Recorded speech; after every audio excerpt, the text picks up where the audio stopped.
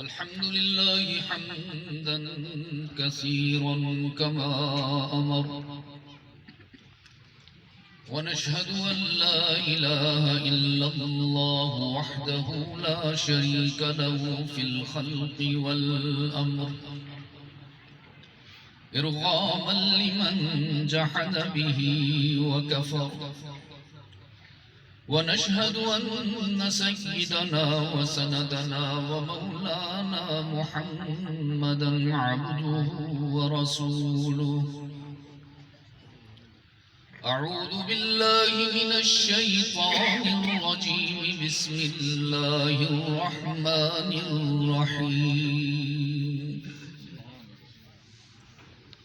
وقضى ربك ألا تعبدوا إلا إياه وبالوالدين إحسانا، إما يبلغن عندك الكبر أحدهما أو كلاهما فلا تقل لهما أف ولا تنهرهما وقل لهما قولا كريما، واخفض لهما جناح الذل من الرحمة وقل رب ارحمهما كما ربياني صغيرا. صدق الله مولانا العظيم. وقال رسول الله صلى الله عليه وسلم: إن الله يرفع بهذا الكتاب أقواما ويضع به آخرين. وصدق رسوله النبي الأمي الكريم، ونحن على ذلك لمن الشاهدين والشاكرين والحمد لله رب العالمين.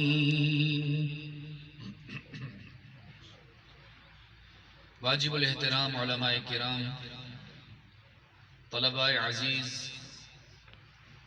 ارباب علم و دانش، محترم بزرگوں اور دوستو، آج 7 مارچ 2022 ہم یہاں جامعہ عزیزیہ دارالقرآن وسطی ملوک ملتان پنجاب پاکستان کے سالانہ تقسیم اسناد و دستار فضیلت کے اس مبارک منور معطر اور مقبول پروگرام میں دعوت اور تبلیغ کی نسبت سے جمع ہیں.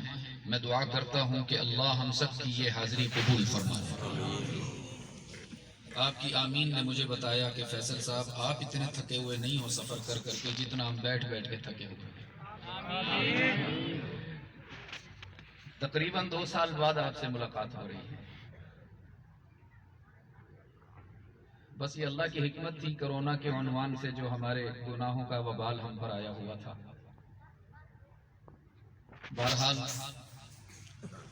جب میں بہت تھک جاتا ہوں، آپ بھی چونکہ تھکے ہوئے ہو، میں بھی سفر سے آیا ہوں، حضرات بھی سفر سے آئے ہیں، پھر ابھی میں نے یہاں سے چھٹی لے لی ہے، بیان کے بعد واپس اسلام آباد حاضری دینی ہے، وہاں جانا ہے.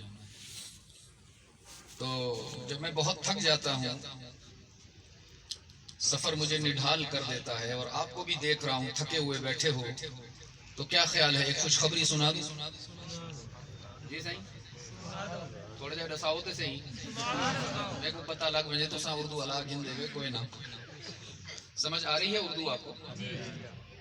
یہ جو آپ کے قریب ہے نا شوج آباد ہے، قریب میں وہاں کا ایک مشہور شاعر ہے جس کا اصل نام تو شفیع محمد ہے، لیکن لوگ اس کو کہتے ہیں شاکر شوج آبادی.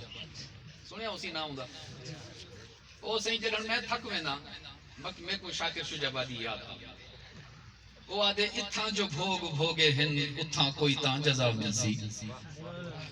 یہاں جو ہم سفر کرتے ہیں، دعوت میں، تبلیغ میں، دین کی خدمت میں پھرتے ہیں مارے مارے، بچوں کو بھی چھوڑتے ہیں، گھر والوں کا فراق بھی گوارا کرتے ہیں.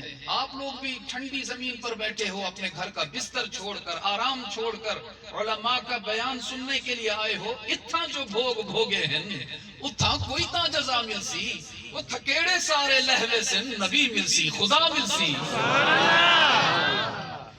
اگر اس تھکن پر اللہ مل جائے، اگر اس قربانی پر رسول اللہ مل جائے تو بیڑا پار ہے نا. پھر تو گھبرا کے نہ بیٹھو، پریشان ہو کر مت بیٹھو، ذرا فریش ہو کر بیٹھو.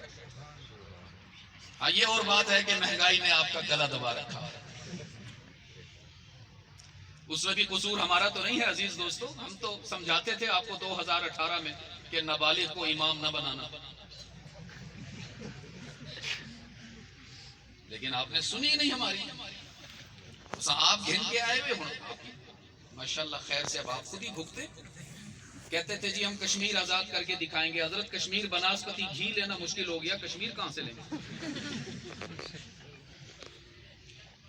یہ دیکھو میں ہاتھ جوڑے نا، تھوڑا سا بالغ نظری کا ثبوت دیں. ایسے لوگوں کو لے کر آئیں جو آپ کے ملک اور آپ کی قوم کے وفادار ہوں، جن کو کم از کم تجربہ تو ہو کہ حکومت کیسے کرنی. میرے عزیز دوستو، میں کہا کرتا ہوں سرکار دو عالم صلی اللہ علیہ وسلم اس کائنات میں انسان کو قیمتی بنانے تشریف لائے. جیسے کچھ لوگ لوہے کو قیمتی بناتے ہیں، کچھ لکڑی کو قیمتی بناتے ہیں، کچھ کپڑے کو قیمتی بناتے ہیں، کچھ مٹی کو قیمتی بناتے ہیں، محمد نے انسان کو قیمتی بنایا. ہم یہ لوہے کا راڈ دیکھتے ہیں، لوہار یاد آتا ہے. یہ صوفہ دیکھتے ہیں، ترکھان یاد آتا ہے. کپڑا دیکھتے ہیں، درزی یاد آتا ہے. مسجد کے در و دیوار دیکھتے ہیں، مزدور اور مستری یاد آتا ہے. لہلہاتے ہوئے کھیت دیکھتے ہیں، کسان یاد آتا ہے. میں اپنی نظر کو کیا کروں، جب ابو بکر کو دیکھتا ہوں عمر پر نظر جاتی ہے، عثمان کو دیکھتا ہوں علی کی شجاعت دیکھتا ہوں تو محمد مصطفیٰ یاد آتا ہے. رحمت عالم نے انسان کو قیمتی بنایا. اور جس کتاب کو پڑھا کر قیمتی بنایا اسی کو ہم قرآن کریم کہتے ہیں. یہ قرآن کریم تھا عزیز دوستو جس نے بکریاں چرانے والوں کو شاہیاں عطا فرمائی. یہ قرآن کریم تھا جس نے مریضوں کو صرف تندرست نہیں کیا بلکہ زمانے کا معالج بنایا. یہ قرآن کریم تھا جس نے شقاوت کو سعادت سے بدلا، ضلالت کو ہدایت سے بدلا، جہالت کو معرفت سے بدلا اور جہنم کو جنت سے بدل دیا. آج بھی قرآن کریم ہمارے درمیان موجود ہے.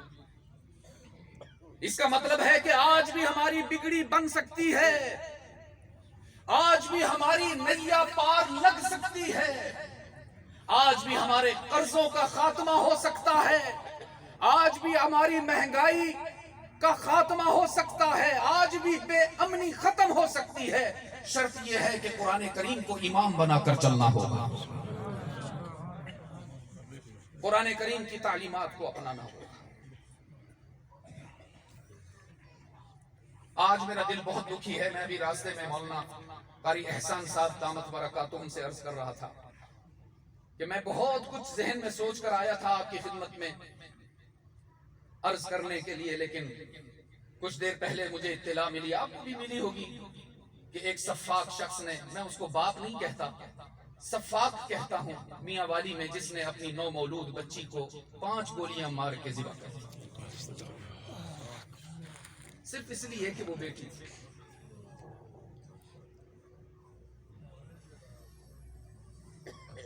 یہ ہے قرآن کریم سے دور ہونے کا نتیجہ، یہ ہے قرآن کریم کو چھوڑ دینے کا رزلٹ. میرے عزیز دوستو، ایسا تو ہم سنا کرتے تھے زمانہ جاہلیت میں ہوتا تھا. اسلام کی آمد سے قبل ہم نے سنا. آپ کو بتاتا ہوں، علماء موجود ہیں. سرکار دو عالم صلی اللہ علیہ وسلم کی خدمت میں ایک شخص آیا، کہنے لگا اللہ کے رسول میں نے سنا ہے اگر کوئی کافر مسلمان ہو جائے تو اس کے پچھلے گناہ معاف ہو جاتے ہیں.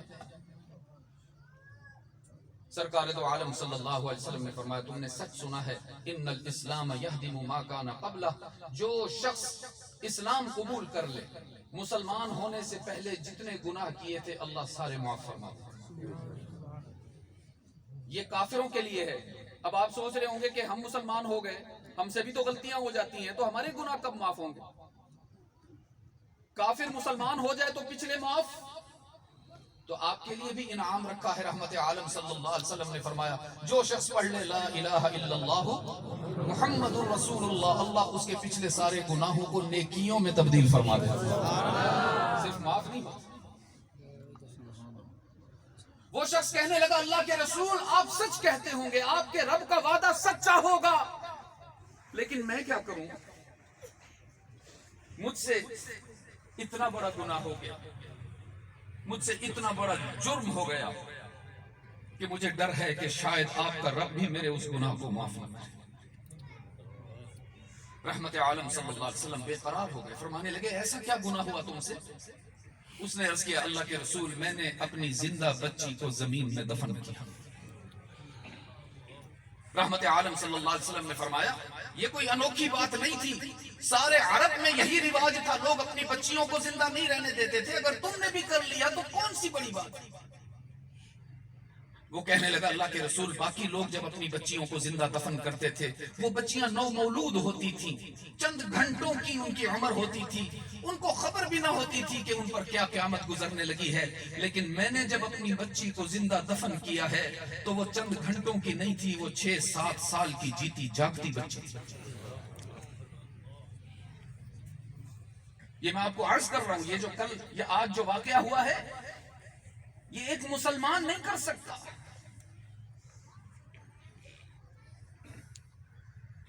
رحمت عالم صلی اللہ علیہ وسلم پریشان ہو گئے, فرمانے لگے ایسا کیا ہوا, مجھے تفصیل بتاؤ. وہ کہنے لگا اللہ کے رسول بات یہ ہے کہ میں سفر پہ جا رہا تھا, میری گھر والی امید سے تھی, میں نے اپنی گھر والی سے کہا اگر ہمارے گھر میں بیٹا پیدا ہو اس کا اچھا نام رکھنا, اس کو فوجی بنانا, دلیر بنانا, اس کو جنگ کے آلات سکھانا, اس کی اچھی پرورش کرنا. لیکن اگر ہمارے گھر میں بیٹی پیدا ہو میرا انتظار بھی نہیں کرنا, مجھے اطلاع بھی نہ دینا, پیدا ہوتے ہی زندہ زمین میں دفن کر دینا. رحمت عالم صلی اللہ علیہ وسلم. اچھا یہ بھی ذرا میرے عزیز دوستو اس آئینے میں ہم ذرا اپنی شکل بھی دیکھتے جائیں, کہیں ہم بھی ان لوگوں میں سے تو نہیں کہ گھر میں بیٹا پیدا ہو تو خوشیاں منائیں اور بیٹی پیدا ہو جائے تو لوگوں سے منہ چھپائیں. یاد رکھنا قرآن کریم ایسے لوگوں پر غضبناک ہے. فرمایا وَإِذَا بُشِّرَ أَحَدُهُم بِالْأُنثَىٰ وَإِذَا بُشِّرَ أَحَدُهُم بِالْأُنثَىٰ ظَلَّ وَجْهُهُ مُسْوَدًّا وَهُوَ كَظِيمٌ يَتَوَارَىٰ مِنَ الْقَوْمِ مِنْ سُوءِ مَا بُشِّرَ بِهِ وَيُمْسِكُهُ عَلَىٰ هُونٍ ام يدسوا في التراب الا ساء ما يحكمون.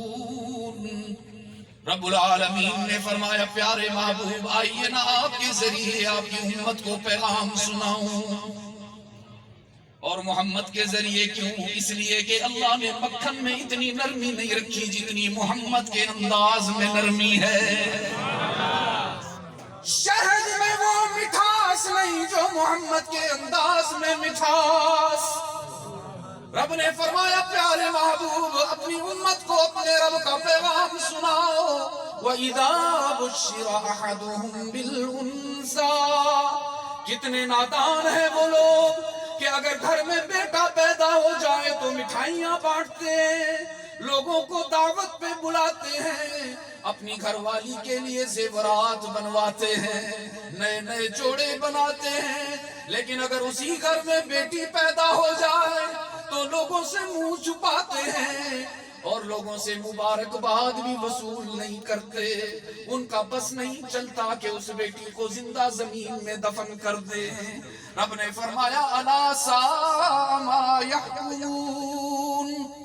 کیا تمہارا یہ خیال ہے، کیا تمہارا یہ عقیدہ ہے، کیا تمہارا یہ ایمان ہے کہ تمہاری بہو، تمہاری بیٹی یا تمہاری بیوی اولاد عطا کرتی ہے؟ عزیز دوستو تم بتاؤ نا، اولاد دینے والا کون؟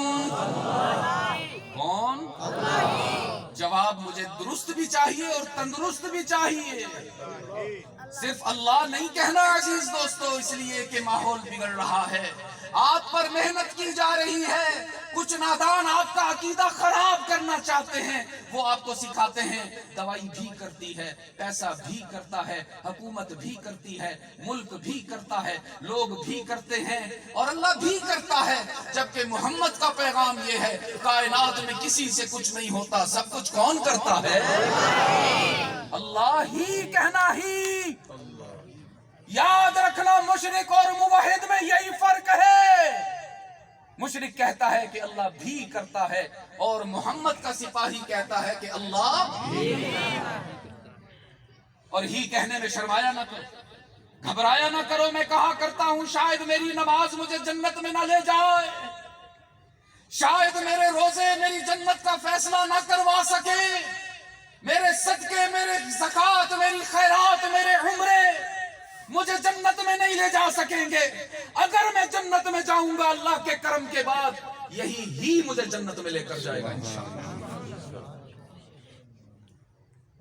رب العالمین نے فرمایا یخلق ما یشاء، یخلق ما یشاء یہب لمن یشاء اناثا، یہ اختیار اللہ نے کسی کو نہیں عطا فرمایا کہ وہ اولاد کا فیصلہ کرے، اولاد عطا کرنے والا کون؟ یہب لمن یشاء اناثا، اللہ جسے چاہتا ہے بیٹیاں عطا کرتا ہے، جیسے اپنے محبوب محمد کو 4 بیٹیاں دیں، وَيَهَبُ لِمَن يَشَاءُ الذُّكُورَ، اور جسے چاہتا ہے بیٹے عطا فرماتا ہے، او یزوجہم ذکرانا واناثا، جسے چاہے بیٹے بھی عطا کرے بیٹیاں بھی دے، ویجعل من یشاء عقیما، اور نہ چاہے تو پیر صاحب کے گھر میں ایک بچہ بھی پیدا نہ ہو، مرید کے گھر میں ڈھیر لگا ہوا ہو، اولاد عطا کرنے والا کون؟ بیٹے دینے والا کون؟ بیٹیاں عطا کرنے والا کون؟ تو عزیز دوستو، بستی ملوک کے روشن ضمیروں، جس طرح بیٹے کی پیدائش پر خوشی مناتے ہو، بیٹی پیدا ہونے پر بھی خوش ہوا کرو۔ وہ کہنے لگا اللہ کے رسول میں سفر پر چلا گیا، طویل سفر تھا، 8-9 سال کے بعد میری سفر سے واپسی ہوئی، میں نے گھر میں داخل ہوتے ہی پوچھا ذرا بتاؤ نا ہمارے گھر میں کیا ولادت ہوئی؟ میری گھر والی نے کہا آپ تھکے ہوئے آئے ہیں، تھوڑی دیر بیٹھ جاؤ، آپ کے لیے کھانا تیار کیا ہے، کھانا کھا لیجئے، پھر ساری تفصیلات سے آپ کو آگاہ کرتی ہوں۔ رحمت عالم نے پوچھا پھر کیا ہوا؟ وہ کہنے لگا اللہ کے رسول میں جا کر اپنے گھر میں بستر پر بیٹھ گیا، کچھ دیر گزری کہ میرے گھر کے دروازے سے ایک حسین و جمیل بچی داخل ہوئی، جو اتنی خوبصورت تھی کہ اس کے سامنے 14ویں کا چاند بھی شرمندہ نظر آ رہا تھا۔ وہ بچی گھر میں آئی، بڑے ادب سے میرے قریب آئی، مجھے سلام کیا، پھر کچن میں چلی گئی، وہاں سے پانی گرم کر کے لائی، میرے ہاتھ دھلوائے، میرا چہرہ دھلوایا، میرے پیر دھوئے، پھر کچن میں چلی گئی، وہاں سے دسترخوان لا کر میرے سامنے بچھایا، پھر کچن میں چلی گئی، برتن لا کر دسترخوان پر سجائے، پھر چلی گئی باورچی خانے میں، وہاں سے گرما گرم کھانا لے کر دسترخوان پر رکھ دیا، اور اللہ کے رسول کھانا رکھ کے اٹھ کر نہیں گئی، وہیں میرے ساتھ بیٹھ گئی اور اپنے معصوم چھوٹے چھوٹے ہاتھوں سے روٹی کے نوالے بنا کر میرے منہ میں ڈالنے لگی۔ رحمت عالم نے پوچھا پھر کیا ہوا؟ کہنے لگا اللہ کے رسول اس بچی کی اداؤں نے میرا دل جیت لیا، میرا دل اس کی محبت سے معمور ہو گیا، میں نے جلدی سے اپنی گھر والی کو بلایا اور اس سے پوچھا ذرا بتاؤ تو صحیح لیکن خوش نصیب ماں باپ کی اولاد ہے. اتنی خوبصورت بچی، اتنی سلیقہ شعار بچی میں نے ساری زندگی کہیں نہیں دیکھی. اتنی پیاری بچی، ذرا بتاؤ نا یہ کن کی اولاد ہے؟ رحمت عالم نے پوچھا پھر کیا ہوا؟ وہ کہنے لگا اللہ کے رسول، میری بات سن کر میری گھر والی سمجھی کہ اس کے دل میں بچی کی محبت آ گئی، مناسب موقع ہے اس کو حقیقت بتا دوں. وہ کہنے لگی میں تجھے مبارکباد پیش کرتی ہوں، یہ کسی اور خوش نصیب ماں باپ کی اولاد نہیں، یہ تیری اور میری اولاد ہے، ہماری بیٹی ہے. تو نے تو بڑے آرام سے کہہ دیا تھا کہ یہ پیدا ہو تو اس کو زمین میں دفن کر دینا. تو باپ تھا، کہہ سکتا تھا میں ماں تھی، میں نے اس کو جنم دیا تھا، میں کیسے اس کو زندہ زمین میں دفن کرتی؟ میں نے اس کو رات کے اندھیرے میں جنم دے کر ساری دنیا سے چھپا کر دور اپنی ہمشیرہ کے گھر بھیج دیا. وہیں یہ بڑی ہوئی، وہیں اس کی پرورش ہوئی، وہیں اس کی تعلیم اور تربیت کا اہتمام ہوا. اور میں آج تجھے بتانا چاہتی ہوں، جب کبھی بھی میں اپنی بچی کو ملنے جاتی، اس کے لیے نیا لباس بنا کر جاتی، اس کے لیے مٹھائی لے کر جاتی، اس کے لیے کھلونے لے کر جاتی، ساری نعمتیں اس کے سامنے رکھ دیتی. لیکن تجھے بتانا چاہتی ہوں، نہ یہ کھلونوں کو ہاتھ لگاتی، نہ یہ مٹھائی اٹھا کر کھاتی، نہ یہ کپڑوں کی طرف نگاہ اٹھاتی. یہ صرف ایک بات کرتی، اماں بتاؤ نا میرا والد کب آئے گا، میں اس سے ملنا چاہتی ہوں. پتہ نہیں کیا بات ہے اس کے دل میں، ماں کی اتنی محبت نہیں جتنی تیری محبت. میں اس کو منع کرتی تھی، تیرا باپ بڑا سنگ دل ہے، اس سے نہ مل، وہ تجھے مار دے گا. میں ہمیشہ اس کو روکتی تھی، لیکن جب سے اس کو تیرے آنے کی خبر ملی، اس نے ضد کر لی اور بھوک ہڑتال کر دی، کھانا پینا چھوڑ دیا کہ پہلا کھانا اپنے ابا کے ساتھ کھاؤں گی. میرے روکنے کے باوجود یہ آ گیا، اور اب میں تیرے سامنے ہاتھ جوڑ کر کہتی ہوں کہ میری بچی کو زندگی کی بھیک دے دو، اس کو نہ مارو، یہ بڑی معصوم بچی ہے. رحمت عالم نے پوچھا پھر کیا ہوا؟ وہ شخص کہنے لگا اللہ کے رسول، جیسے ہی میں نے سنا کہ یہ کسی اور کی نہیں میری بیٹی ہے، میرا سارا پیار نفرت میں بدل گیا، میری ساری محبت غصے میں بدل گئی، اور میں نے اپنے دل میں طے کر لیا کہ اس کو زندہ رہنے کا حق نہیں دوں گا. رحمت عالم نے پوچھا پھر؟ کہنے لگا اللہ کے رسول، میں نے اپنی نفرت کو اپنی گھر والی سے بھی چھپایا، اپنی بچی سے بھی چھپایا، اور گھر والی سے کہا آج پہلی ملاقات ہے اپنی بیٹی سے، میں ذرا اس کو بازار لے جانا چاہتا ہوں، تیار کر دو، اور میرے اوزار بھی مجھے دو تاکہ میں جنگل سے کچھ لکڑیاں کاٹ کے لاؤں، گھر میں لکڑیاں بھی کم نظر آ رہی ہیں.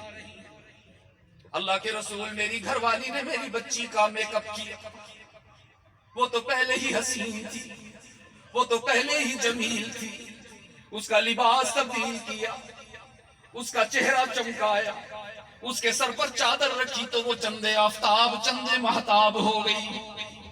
اللہ کے رسول، میں نے ایک ہاتھ میں بچی کا ہاتھ پکڑا، دوسرے ہاتھ میں میں نے ہتھیار لیا، اور بچی سے کہا آؤ میں تمہیں بازار لے جاؤں، تمہیں مٹھائیاں دلواؤں، تمہیں کھلونے لے کر دوں، تمہارا لباس اور نیا لوں. رحمت عالم نے پوچھا پھر کیا ہوا؟ وہ کہنے لگا اللہ کے رسول، میں اپنی بچی کو بازار لے جانے کے بجائے جنگل میں چلا گیا. میری بچی خوشی سے چھلانگیں مار رہی تھی کہ آج ابا سے اپنی فرمائشیں پوری کرواؤں گی، اچھے اچھے کھلونے لوں گی، خوب مٹھائیاں لے کر آؤں گی، نیا لباس بھی خرید کروں گی. اللہ کے رسول، میں بازار نہیں گیا، میں جنگل چلا گیا، اپنی بچی کو ایک درخت کے سائے میں بٹھایا اور خود دور جا کر میں نے زمین میں گڑھا کھودنا شروع کر دیا. گڑھا کھودتے کھودتے قبر بناتے بناتے میں تھکن سے چور ہو گیا، وہیں زمین پر بیٹھ گیا. میری بچی دوڑتی ہوئی آئی، اس نے اپنا دوپٹہ سر سے اتار کر میرے چہرے سے پسینہ صاف کیا اور بالوں سے مٹی جھاڑنے لگی اور کہنے لگی ابا جان ہم تو بازار جانے کے لیے آئے تھے نا، ہم تو مٹھائی لینے کے لیے آئے تھے نا، ہمیں تو کھلونے لینے تھے نا ابا جان، ہم یہاں کیوں آ گئے؟ یہ قبر کیوں بنا رہے ہو؟ کوئی مرا ہی نہیں۔ وہ کہنے لگا اللہ کے رسول، میں نے اپنی بچی کو صاف صاف بتا دیا کہ یہ قبر کسی اور کے لیے نہیں بنا رہا، تجھے دفن کرنے کے لیے بنا رہا ہوں۔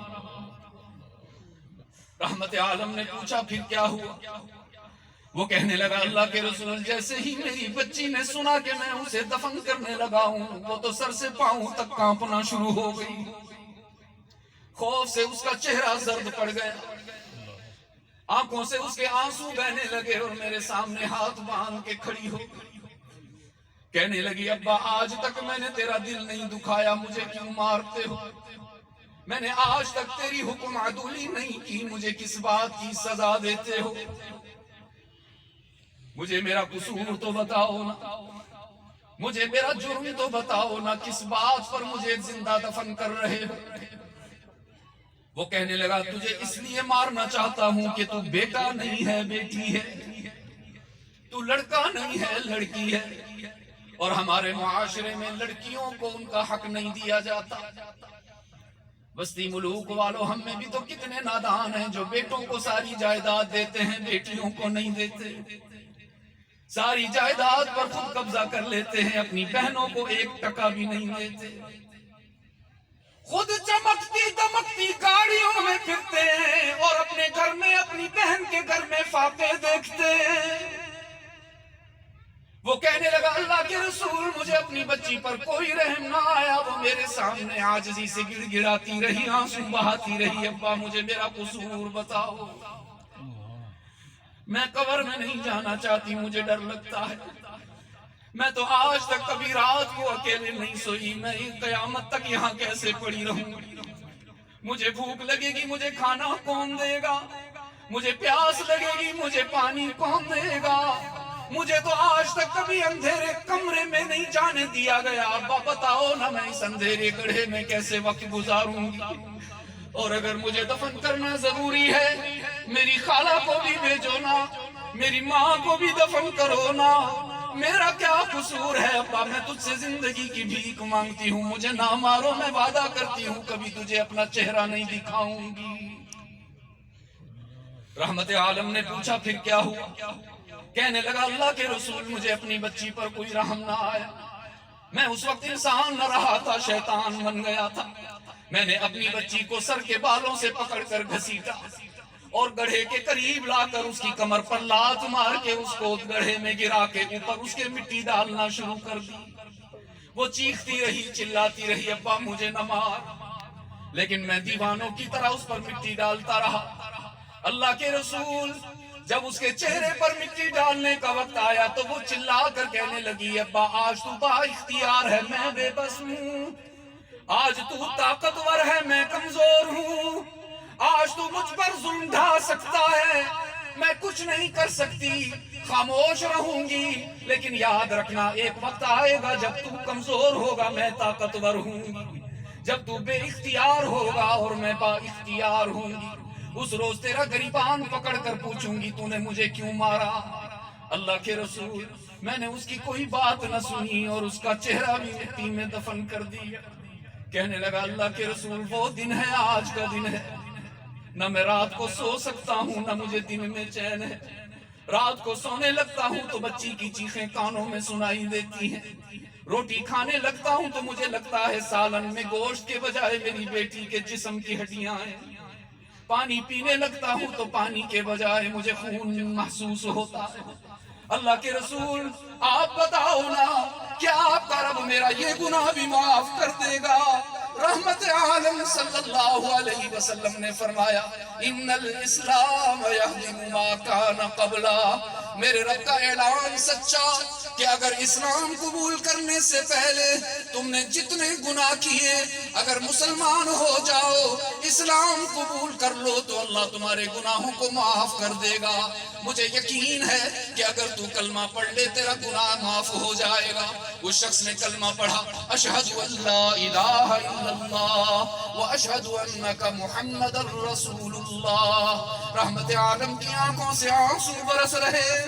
فرمایا تمہیں کلمہ پڑھ لیا اسلام قبول کر لیا مجھے اپنے رب کی رحمت پر یقین ہے تیرا وہ گناہ معاف ہو گیا ہوگا لیکن میں تجھ سے کہنا چاہتا ہوں وَيْحَكْ غَيِّبْ عَنِّي وَجْهَكْ آج کے بعد میرے سامنے اپنا چہرہ نہ لانا اس لیے کہ تجھے دیکھوں گا تو تیری دفن شدہ بچی کی یاد آیا کرے گی. میں ہاتھ جوڑتا ہوں عزیزاں بچیوں کو نہ کرتا گناہوں کی سزا نہ دیا. آج بھی ہم ذبح کر رہے ہیں بچیوں کو. کتنی نادانی کی بات ہے جو بچے اپنے بازوؤں سے کام کر سکتے ہیں ساری جائیداد ان کے نام ساری دکانیں ان کے نام سارے رقبے ان کے نام اور جو بیچاری بچیاں ہیں اللہ نہ کرے بیوہ ہو جائیں تو بھائیوں کی زکوٰۃ کی محتاج ہو جاتی ہیں. اللہ نہ کرے طلاق پڑ جائے تو اپنے بھائیوں کے گھر میں رہنے کی روادار نہیں ہوتی. ان کو کہتے ہیں جی ہم نے بس شادی پہ خرچہ کر دیا تیرا حق ادا ہو گیا. لا الہ الا اللہ. بیٹوں کی نہیں کی شادی.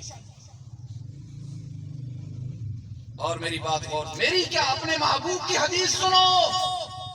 مشکاۃ میں رحمت عالم صلی اللہ علیہ وسلم نے فرمایا من قطع میراث وارثہ قطع اللہ میراثہ من الجنہ. جتنے بڑے حاجی بنتے ہو بن جاؤ جتنے بڑے چودھری بنتے ہو بنتے رہو اگر اپنی اولاد میں سے کسی کو جائیداد سے محروم کیا اللہ تمہیں جنت سے محروم کر دے. اس لیے وعدہ کیجئے میرے ساتھ آپ میں سے جس کو اللہ نے بیٹی عطا فرمائی جس کو اللہ نے بہن عطا فرمائی مرتے مر جائیں گے لیکن جائیداد میں ان کا حصہ نہیں دبائیں گے انشاءاللہ. ہاتھ اٹھا کے وعدہ کیجئے انشاءاللہ. میرے عزیز دوستو قرآن کریم کی تعلیمات ہی ہمیں صحیح رخ پر رکھ سکتی ہے. اگر ہم نے قرآن کریم کو پس پشت ڈال دیا تو پھر اس طرح کے واقعات رونما ہوتے رہیں گے. پھر ہم اپنی بچیوں کا حق بھی مارتے رہیں گے. پھر ہم چوریاں بھی کرتے رہیں گے. پھر ہم ڈاکے بھی ڈالتے رہیں گے. پھر ہم جھوٹ بولنے کو فنکاری سمجھیں گے. پھر ہم یو ٹرن لینے کو مکاری کہنے کے بجائے فن کہیں گے. بڑے لیڈروں کی پہچان کہیں گے. لا الہ الا اللہ. اس کائنات کا سب سے بڑا لیڈر کون ہے؟ محمد الرسول اللہ. بولیے نا ذرا صلی اللہ. ایسے گھبرا کے درود پڑھ رہے ہیں. پھر وہی مہنگائی والی بات آ گئی. ہمارے سامنے احتجاج نہ کریں خاموش رہ کر. ہم سمجھاتے رہے. اور چلیے میرا دل کرتا ہے آج آپ کو میں آپ کی مصیبتوں کا علاج بھی بتا دوں. چاہتے ہیں آپ کی جو ٹینشن ہے آپ کا جو ڈپریشن ہے آپ کی جو پریشانی ہے کیوں نہ آج میں آپ کو اس کا علاج بتا دوں. سننا چاہتے ہیں؟ یاد رکھیں گے اگرچہ مفت کی چیز کی قدر نہیں ہوتی. وہ کوئی شخص تھا نا جی ایک نوجوان تھا اس نے اپنی سستی سی چپلیں وہ کیچڑ میں گیا تو خراب ہو گئی تو اپنا کوٹ اتار کے چپلوں کا کیچڑ صاف کرنے لگا. کسی نے کہا نادان ہو پاگل ہو ٹیشو سے صاف کر لو جا کے چپل گھر میں دھو لینا. اتنا قیمتی کوٹ اس سے اتنی سستی